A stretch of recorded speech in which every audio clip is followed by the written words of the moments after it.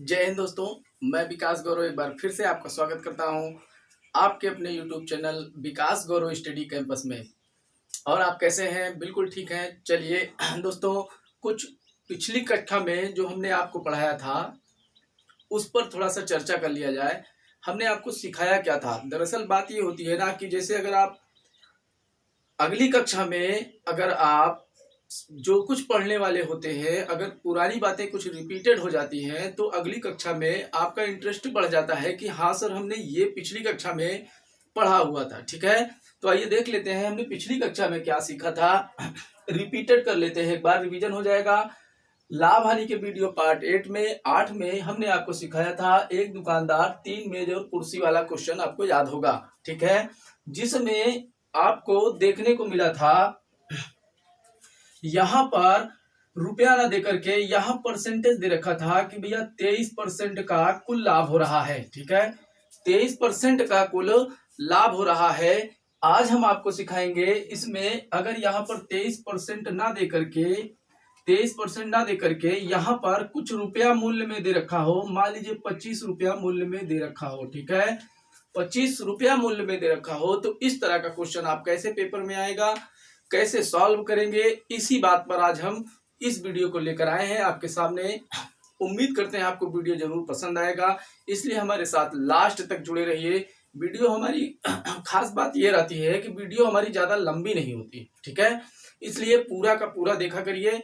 और कॉपी में एक नोट्स बनाना चाहे तो नोट्स बनाकर लिख लीजिए। इससे आपको क्या होगा कि पेपर के टाइम बिल्कुल ही आसानी से आपका रिवीजन हो जाएगा। ठीक है, ज्यादा मात्रा में पढ़ना नहीं पड़ेगा, क्योंकि पेपर जब होने वाला होता है तो बर्डन हो जाता है, कई सब्जेक्ट पढ़ रहा रहता है। तो आप लगातार अगर पढ़ते रहेंगे तो उसमें क्या होगा कि जैसे आप वीडियो देख रहे हैं, नोट्स बनाए हैं, तो पेपर के टाइम आप केवल नोट्स पलटेंगे, क्योंकि वीडियो की बहुत सारी चीजें आपको याद नहीं रह पाएंगी। तो आप लगातार नोट्स पलटेंगे, नोट्स देखेंगे पेपर के टाइम, तो आप पेपर में एक अच्छा रिस्पॉन्स कर पाएंगे। ठीक है, आइए देख लेते हैं आज के क्वेश्चन में क्या खास बात है जो हम आपको सिखाने वाले हैं। बहुत ही मजेदार टॉपिक है ये। ठीक है, आइए देख लेते हैं क्या है। इसको इरेज कर दिया जाए पहले।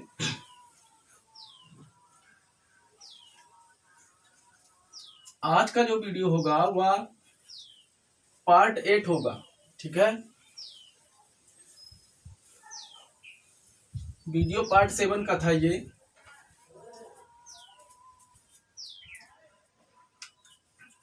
पार्ट 8 में आप देखेंगे क्वेश्चन नंबर 1 है।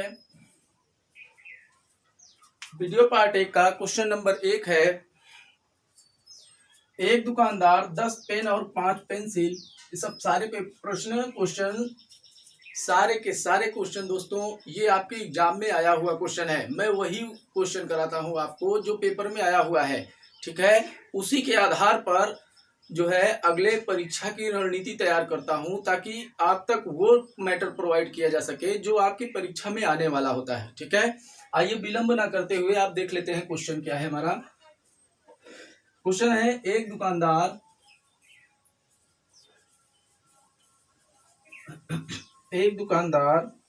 10 पेन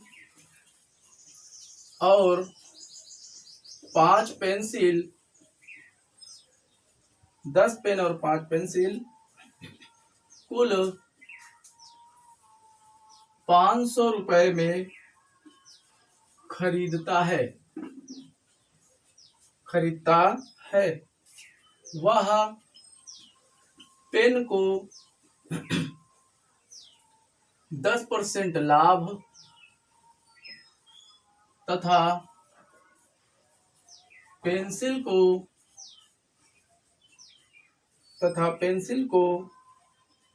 15% हानि पर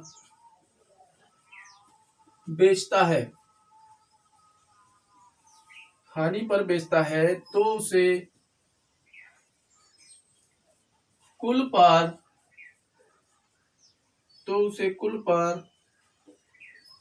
25 रुपए का लाभ होता है। कुल पर 25 रुपए का लाभ होता है। तो प्रत्येक पेन और पेंसिल का मूल्य बताइए। मूल्य बताइए। ठीक है, ये क्वेश्चन हमारा है, आपके सामने लिख दिया है हमने। दोस्तों बात क्या है कि थोड़ा सा सुविधाएं ना होने के कारण, अब लॉकडाउन चल ही रहा है, आप देख रहे हैं, सुविधाएं पूरी तरह से व्यवस्थित ना होने के कारण हमको बोर्ड में लिखने पड़ रहा है। ठीक है, कुछ समय रुक जाइए, उसके बाद हम आपको पूरा का पूरा सिस्टम जो है पूरा डिजिटल प्रोवाइड कराएंगे। ठीक है, बोर्ड भी हमारा डिजिटल होगा और सारी चीजें आपको ज्यादा से ज्यादा कम समय में ज्यादा से ज्यादा क्वेश्चन अटेंड करवाने की पूरी कोशिश करेंगे। ठीक है, इसलिए आप हमारे साथ जुड़े रहिए, धैर्य मत खोइएगा, लगातार लगे रहिए हमारे साथ। जैसा हम मेहनत कर रहे हैं आपको पढ़ाने के लिए, आपको सिखाने के लिए, आपको बताने और समझाने के लिए, उसी तरह आप भी हमारे साथ हमारा सपोर्ट करते रहिए। ठीक है, आइए देख लेते हैं क्वेश्चन हमारा क्या है और इसमें चेंजिंग क्या है। दोस्तों इसके पहले की क्लास में आपने देखा था, यहाँ पर जो रुपया दे रखा है, यहाँ पर रुपया ना दे करके यहाँ परसेंट दिया था, अर्थात कुल पर परसेंटेज में दे रखा था। अगर यहाँ पर परसेंटेज में ना दे करके मान जो है इसका वैल्यू रुपया में दिया हो, तो हम कैसे इसको सॉल्व करेंगे। आपके दिमाग में आना चाहिए इस बात का कि अगर यहाँ पर परसेंटेज होता तब हमारा क्वेश्चन एलिगेशन मेथड लगा के हम इसको बिल्कुल आसान तरीके से सॉल्व कर सकते थे।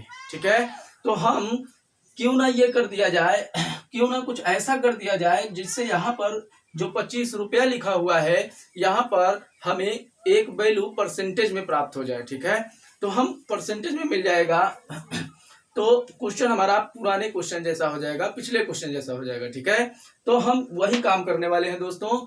ये जो रुपया का वैल्यू दे रखा है, यहाँ पर हम परसेंटेज बना देंगे इसको। ठीक है, अब परसेंटेज में बनाना है इसको, तो परसेंट बनाएंगे कैसे, आइए देख लेते हैं परसेंट कैसे बनाना है।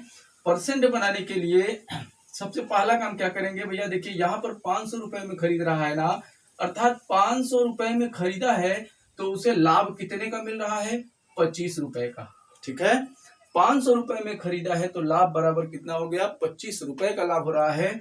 अगर वही चीज हम 100 रुपया में खरीदते तब कितने परसेंट का लाभ होता, 25/500। आप जानते हैं, हमने कई बार बताया है आपको, ये अपने सामने वाले को नीचे ले आएगा और 100 से गुणा होगा। यहाँ पर जो भी वैल्यू आप रखेंगे उसी से यहाँ पर गुणा हो जाएगा। ठीक है, 2 जीरो से दोनों जीरो कट गया, 5 पचे 25 हो गया, अर्थात कुल पर जो परसेंटेज वैल्यू आया है, कुल पर वह 5% हो गया है।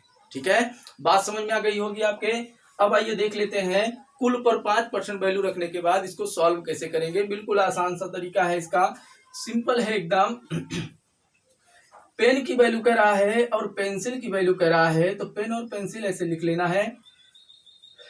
पेन को कह रहा है 10% लाभ का मतलब प्लस 10% यहाँ लिख लेना है।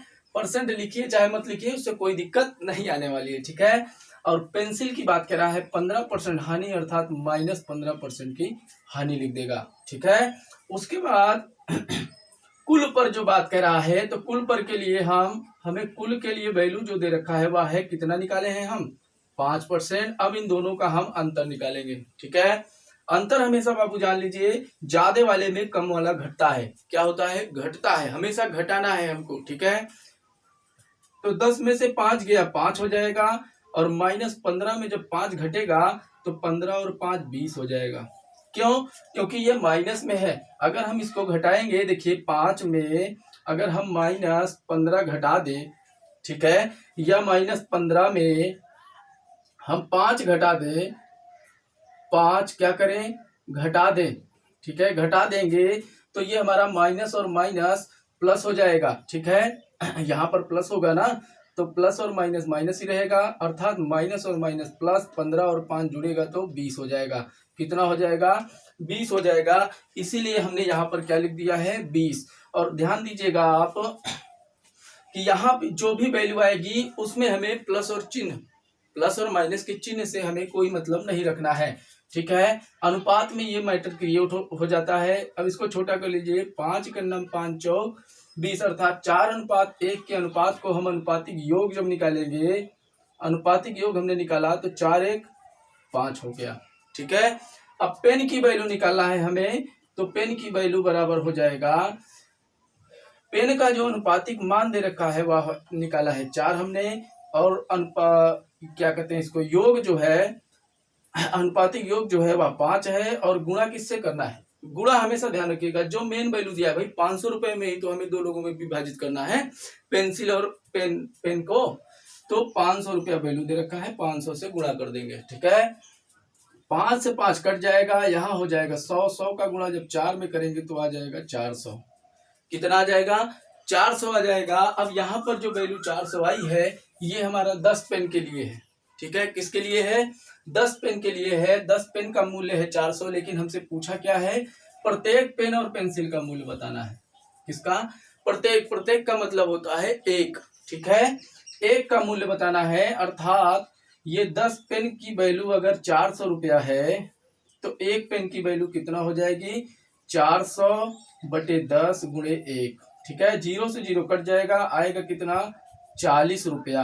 कितना, 40 रुपया आ जाएगा, ठीक है। यही 40 रुपया हमारा एक पेन का मूल्य हो जाएगा। बात समझ में आ रही है दोस्तों। इसी तरह से सेम टू सेम इसी तरह से हमें पेंसिल की वैल्यू भी निकाल लेना है। पेंसिल की वैल्यू कैसे निकालेंगे, आइए देख लेते हैं। इसको पेन का हम इरेज कर दे रहे हैं, पेंसिल वाले पर आइए ध्यान देते हैं कैसे पेंसिल वाले की वैल्यू निकलेगी। पेंसिल वाला भी सेम इसी तरह है, पेंसिल की वैल्यू हमें निकालना है। अब पेंसिल की वैल्यू जो दे रखा है, अनुपातिक मान जो है वह है 1 रुपया बटे अनुपातिक योग जो दिया है वह 5 है, और टोटल गुणा कितने से करना है, 500 से, ठीक है। 5 से 5 कट जाएगा, ऊपर बचेगा 100, अर्थात 100 रुपया आ गया। अब ये ध्यान देने वाली बात ये है कि ये जो 100 रुपया आया है ये कितने पेंसिल का है, 5 पेंसिल का मूल्य है ना। ये यहाँ पर देखिए दे रखा है 5 पेंसिल का मूल्य है बाबू 100 रुपया। तो हमें निकालना क्या है, एक पेंसिल का मूल्य, अर्थात प्रत्येक पेंसिल का मूल्य।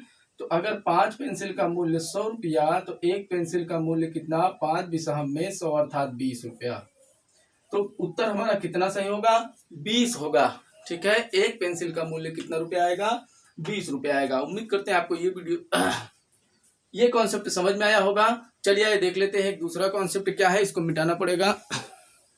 आइए देख लेते हैं इसका दूसरा कॉन्सेप्ट क्या है, जो है दूसरा क्वेश्चन नंबर 2 देखेंगे। बहुत ही सिंपल कॉन्सेप्ट है दोस्तों, 4 से 5 बार 6 बार लगाएंगे आप, इसको समझ में आ जाएगा आपको पूरी तरह से। देखिए दोस्त, एक बात और कहनी थी आपसे, आप चाहे कितना भी पढ़ लीजिए, ठीक है, आप चाहे कितना भी पढ़ लीजिए, जब तक आप मैथ का रिवीजन नहीं करेंगे आपको समझ में नहीं आएगा, ठीक है। इसलिए जितना हो सके, जितना ज्यादा से ज्यादा हो सके आप प्रैक्टिस करिए, ठीक है। किसी एक आध वीडियो में हम आपके लिए वैकेंसी के ऊपर एक वीडियो बनाएंगे, जिसमें लेके आएंगे, आपको दिखाएंगे कि वैकेंसियां कौन सी, कहाँ से कितनी आने वाली है, किस क्षेत्र में आने वाली है, ठीक है। चलिए ये देख लेते हैं इसका क्वेश्चन नंबर 2 क्या है हमारा। अगला क्वेश्चन है एक दुकानदार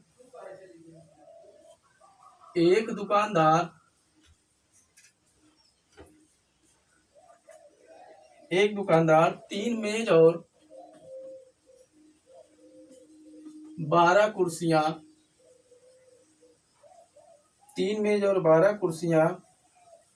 2400 रुपए में खरीदता है। 2400 रुपए में खरीदता है। वह मेज को 20% लाभ पर तथा कुर्सी को 10% लाभ पर बेचता है। 10% लाभ पर बेचता है। उसे